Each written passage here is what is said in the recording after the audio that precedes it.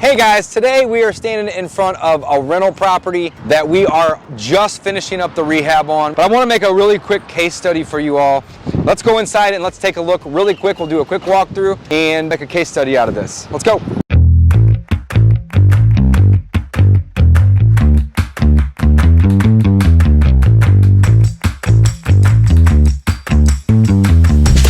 Wholesaling Inc. Hey guys, today we are standing in front of a rental property that we are just finishing up the rehab on. We should have this property finished up within the next day or two. We got some people here right now cleaning and doing some odds and ends. But I want to make a really quick case study for you all because this is a property that we're using the BRRRR method to acquire and add to the portfolio.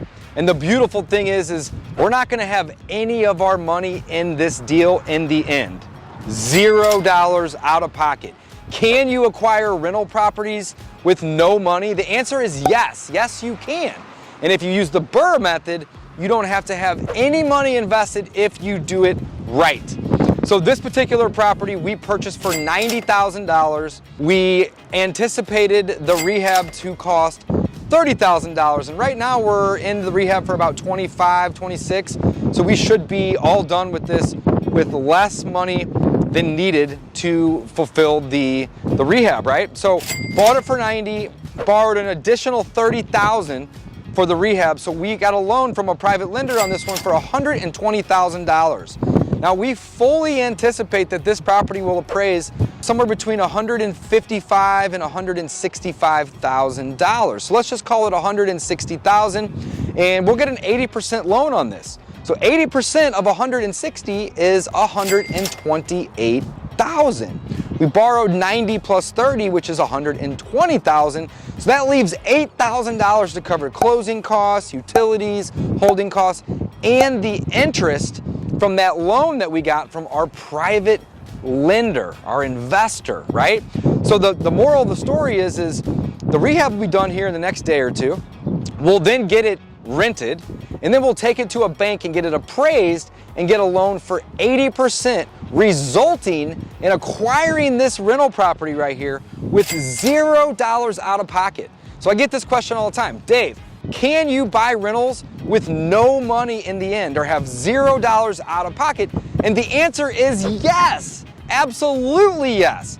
The main thing is that you have to buy properties at deep discounts. So this property, again, should appraise for around $160,000. And it's you know, whenever we bought it, we knew that it was going to need about 30, but we got it for 90. And that's really what makes this possible. So you got to buy deals and you got to buy properties at deep discounts in order to make this method work and this strategy work with $0 out of pocket. But this is a great case study because we will acquire this property with $0 out of pocket. Let's go inside and let's take a look really quick. We'll do a quick walkthrough and make a case study out of this. Let's go. All right, we're going to do a walkthrough of the property. It's windy out there. Okay, so all the flooring in here is new. We painted this property here. We did some really interesting things with this one on this side, and we'll get to that. But let's take a look over here on this side of the property. We have a 3-bedroom, 1-bath. And again, we're just doing some last-minute cleaning. And on this, on this property, we went in and we did the floors. We painted the walls. I believe we did an HVAC. We didn't mess with the windows on this property, and I think we did a roof on this one. I had to double check. But when we bought this property, it was a 3-bed, 1-bath. And there was an additional room off of the kitchen that used to be a garage, and then they turned it into like a dining room, and it was just kind of funky. So what we decided to do is turn it back into a bedroom. So now we went from a 3-1 to a 4-1, which is going to do two things. It's going to allow us to rent this property for a little bit more money because there's an additional bedroom. What it's also going to do is it's going to allow us to get a little bit higher appraised value because the value of the property's actually been increased by adding an additional bedroom. So on this side of the house, we have the 3 bedrooms. There's one here, one that we're in, and then another one right here. And we put new doors on the closets as well as the entrance to the bedrooms. We usually always add a ceiling fan. I mean, this is like a $60 or $70 ceiling fan, but by adding light fixtures to the property is going to increase the value. So that's just one of the things that we're typically doing with our rehab. So again, flooring throughout, new doors, new ceiling fans and light fixtures, and thank you. Here is the bathroom. You can see we put down, it looks like we did new flooring in the bathroom, a new vanity, new toilet. The tub was in good shape. I don't know if we actually glazed this or if we didn't necessarily need to, but it's in good shape. And we painted the walls in here as well. Another light fixture up above the vanity. Okay, moving along. So we still have some stuff in the way here, but basically when we bought this house, there was no wall right here. All right, this wall was here and this was open, but there was no wall right here. So you had this goofy little thing here, but then this was all open, and that's the kitchen, which we'll walk into next. But again, this wall wasn't here. So we put this wall up, which allowed us to create that fourth bedroom that I was telling you guys about just a second ago. Luckily for us, this room already had a closet. So to make this a legal bedroom, all we had to do was wall it off, put some doors back up, and then throw a door on the entrance to the room. This window should be okay for a bedroom. In the event that the inspector says, hey, this can't be a bedroom, then that's fine. We won't market it as one, but this is a bedroom. It's good size, has a closet, has a door that locks, and it has a window for egress purposes, you know, which would be used in the event of an emergency or a fire or something along those lines. All right, let's check out the kitchen. So here is the kitchen, and it's a little dirty. We still got to get the cleaners out here, but that should happen in the next 1 or 2 days. And again, this wall was not here. So you have this, you know, dining room area here, and it just extended all the way over to the front of the house. So by throwing this wall up, we were able to go from a 3-1 to a 4-1, which is going to increase the value of the property, increase the appraisal on the property, increase the amount of rent that we're going to be able to charge in this property. And it also allowed us to be all into this at about 80%, even a little less. And if we get a loan based upon 80% of what it appraises for, that's what allows us to get in and out of these deals with $0 out of pocket in the end. So we did the flooring over here, we painted, new ceiling fan right here, and another new light fixture. Always do the light fixtures. In this particular property, we did put in new cabinets. So you can see these white cabinets are new, and we put in new countertops as well. That fridge looks like we might have picked up a used one, and we have stainless washer or dishwasher, range, and microwave. It's a little dusty just from the guys working. But all in all, we put a new kitchen in this one as well. So new floor, new paint, new roof, new kitchen, new wall, which is going to create a fourth bedroom. And I think we did a roof on this one as well. I have to double check. Now, the tile in the kitchen was already here, and we had to replace a couple pieces of it. And you can see the grout is really dirty and it's different colors. We'll have our cleaning company that we bring in last, once these guys finish up in the next day or two, steam that grout and clean it, and it'll look really nice and new. So the flooring in here we didn't actually have to change, but for a good reason, because it was in decent shape already. And this is a rental, so we don't necessarily want to go in and redo everything if we don't have to, because we're not living in this. We're buying this as an investment to rent out. Let's take a look at the basement.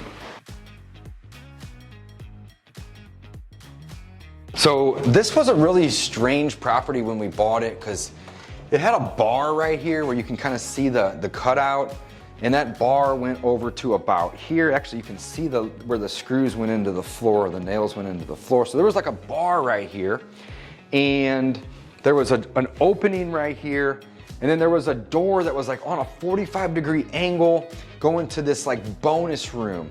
and just the way that it was all designed and built and done was just really goofy. So we decided, hey, let's take the bar out, let's put a door in and throw up a wall. You know, putting in a wall and a door is relatively inexpensive and cost effective.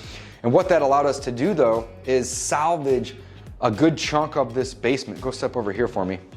That is, you know, finished. Now it's not 100% finished, but it does have drywall, does have baseboards, and it has electrical outlets, and there's a drop ceiling here as well. So because we had a partial finished basement, instead of ripping all that out, we're able to get a higher appraisal again and get more rent by having more livable space in this property. So what we decided to do was just clean it up. So we painted the floors, we painted the walls, we installed the trim. You can see we put a new light in. It's still got the sticker on it right here. We'll have to have the guys clean that up a little bit. But again, now we have an additional bit of living space in this property. Now, if we go through this door, this is the unfinished area. We also painted the floors and painted the walls. It looks good. This property is clean, right? So this will provide the tenants place for storage, or if they want to put an office down here or whatever they want to do, they can do that. But cleaning these properties up goes a long way. So I did mention that we did put in a brand new HVAC, which is right here, and the water heater looks brand new as well. I'm under the impression that the condenser out back was also swapped out when we did the HVAC. That's part of it typically. So again, to recap, guys, we bought this property at a discount, and that is so incredibly important when we are using the BRRRR method, especially when we want to leave no money in the deal, $0 out of pocket in the end. So we found the deal and we bought it at $90,000. We anticipated spending about $30,000 on the rehab, and like I said, I think we're at like 25 or 26 grand right now. So we'll be really close to that number once we pay the last bit of guys and get the property cleaned. So we ended up borrowing 120. 90 plus 30 equals 120,000. We fully anticipate this property to appraise after we get it rented. That'll be the next step. Next, we'll get it appraised, and it should appraise for about 160. And 80% of 160 is 128,000. Well, we owe our lender 120,000 plus the interest. Plus we'll have utilities for a couple months. Plus we'll have the closing costs on the front end, and we'll have closing costs when it comes to getting it appraised and refinancing. But all of those fees, including the short-term interest to our private lender, should not be more than $8,000. And if we get the property appraised for 160 and get an 80% loan, that means they're gonna lend us $128,000. So we'll be all into this property for $0 out of pocket. Not $1, not one nickel of our money will be in this deal in the end. And that's what makes the BRRRR method such an amazing strategy, because you can acquire rental properties if you use the strategy the right way and have none of your own money in these deals in the end. It's a phenomenal strategy. I love doing the BRRRR method, and I love helping other people learn how to do this and teach and coach them along the way.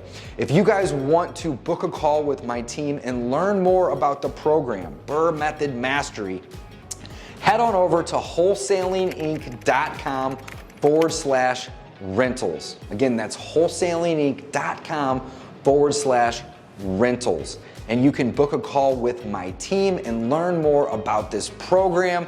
And I would love to work with you personally.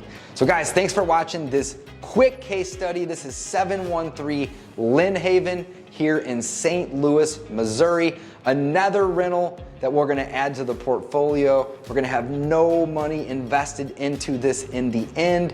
This property should rent for, I'm thinking somewhere maybe around $13, $14, maybe as much as $1,500 a month. This one actually probably should rent for about $1,500 a month.